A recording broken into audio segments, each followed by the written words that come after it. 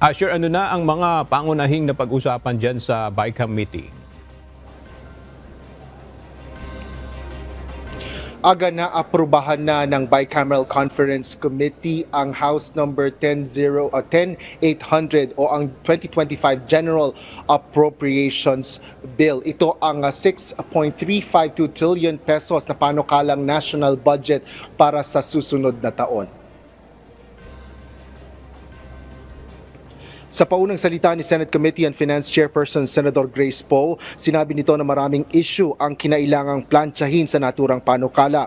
Ayon kay Senator Poe, hindi lamang nila napanatili kundi napataas pa ang pondo ng ilan sa mga mahalagang ahensya kumpara noong nakaraang taon. Kabilang na dito ang mga pondo para sa social protection, programa para sa kabuhayan, kalusugan, edukasyon at pagresponde sa mga kalamidad. Ilan sa mga ahensya na nabanggit ng mamabatas na may significant increase o malaking pagtaas sa budget ay para sa defense, justice, transportation at infrastructure sectors. Ayon naman kay House of Representative Committee on Appropriations Chairman Elizalde Co, sinabi nito na masusi nilang tinalakay ang mga komplikadong alokasyon, gayon din ang mga polisiya sa bawat probisyon ng budget. Sa BICAM meeting, nagbigay na din ng manifesto si Senador Risa Ontiveros na hindi muna ito pipirma sa naturang panukala hanggat hindi pa niya ito nababasa kasama si Minority Leader Senator Aquilino Coco Pimentel III. Kanina aga ay nakapanayam natin sa pagtatapos nga nitong BICAM